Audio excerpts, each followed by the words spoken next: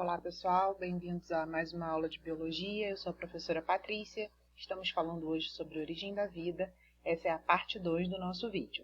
Se você não viu a primeira parte, para esse vídeo, volta lá, pega o link da parte 1 e começa essa história do comecinho, tá bem?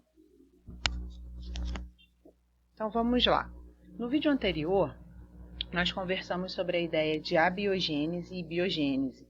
Vimos que Louis Pasteur conseguiu comprovar que todo ser vivo só se origina de outro ser vivo por meio da reprodução, que os micro-organismos que estavam contaminando o caldo de carne não estavam surgindo daquele caldo, mas estavam vindo do ar, né, que estava contaminando aquele material.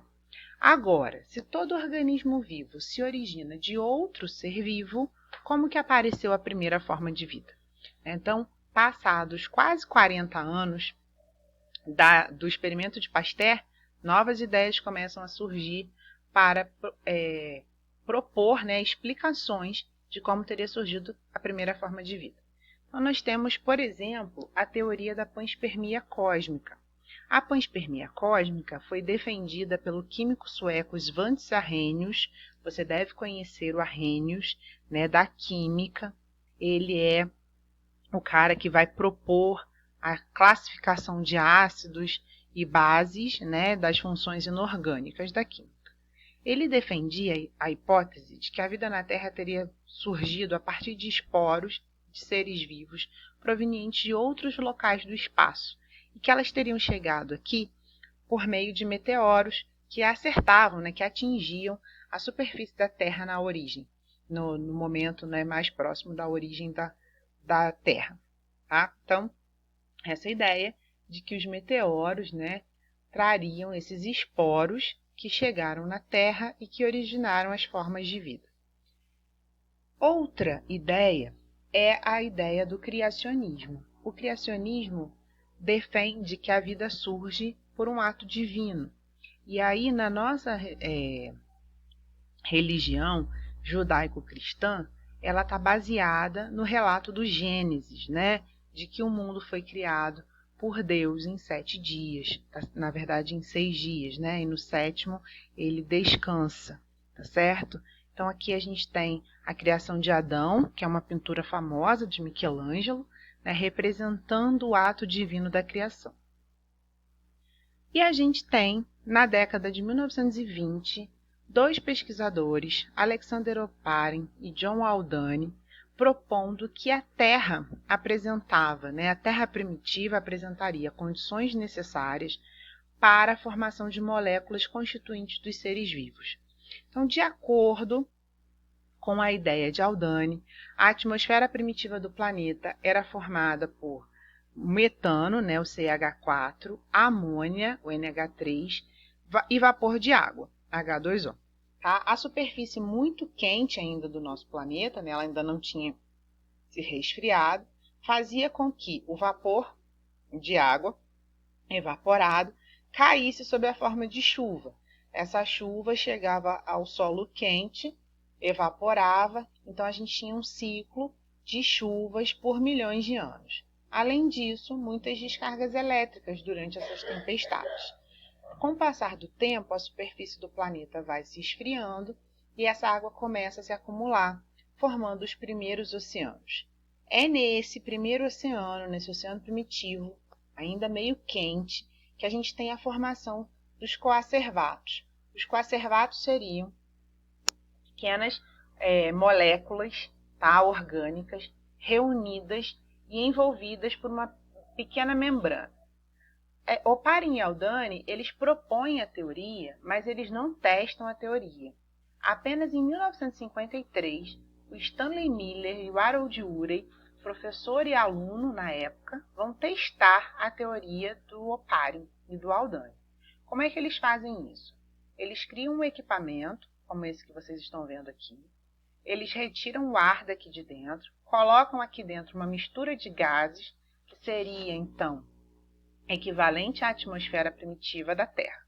Eles colocam aqui a água e aquecem essa água e fervem essa água. À medida que essa água vai fervendo, ela vai evaporando, o vapor de água vai passando por aqui, vai sofrendo, né, a ação dessas descargas elétricas, que representariam, então, as tempestades na Terra primitiva, e condensavam e o líquido era recolhido.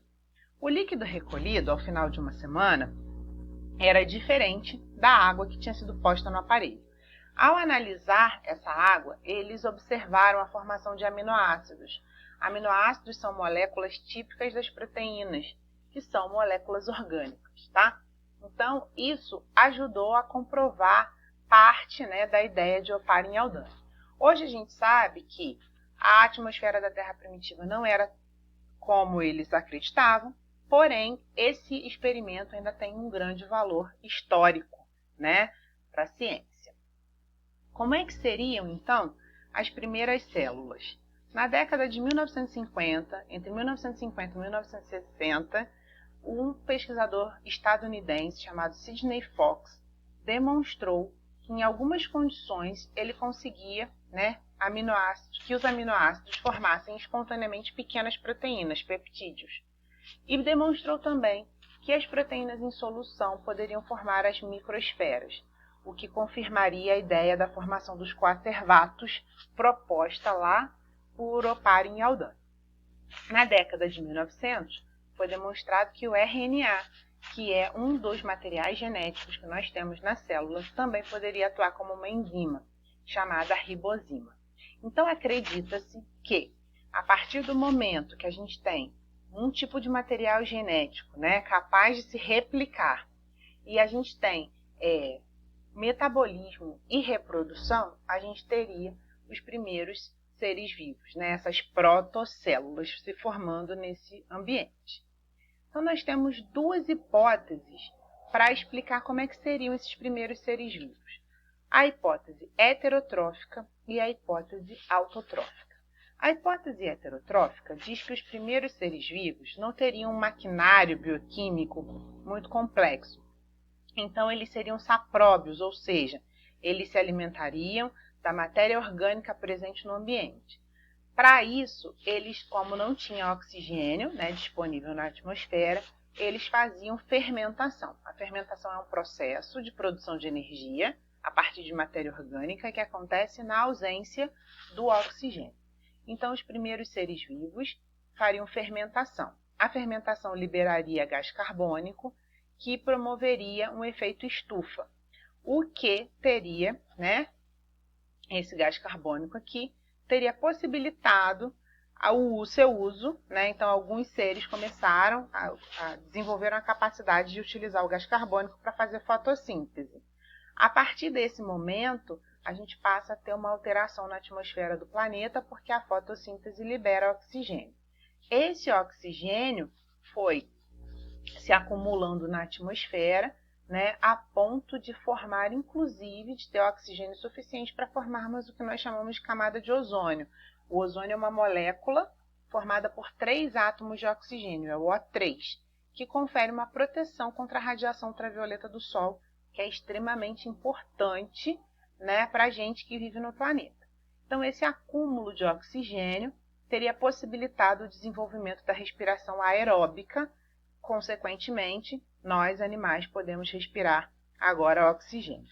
A outra ideia é a hipótese autotrófica, que diz que os primeiros seres vivos eram autótrofos quimiosintetizantes, ou seja, eles produziam a matéria orgânica a partir de um processo chamado quimiossíntese. Esse processo não utiliza gás carbônico como a fotossíntese, mas sim outros elementos inorgânicos que eram abundantes, tá, no ambiente. Essa quimiossíntese, né, levaria à produção de matéria orgânica, que seria usado pelos fermentadores, e aí a gente tem o processo igual ao da hipótese heterotrófica.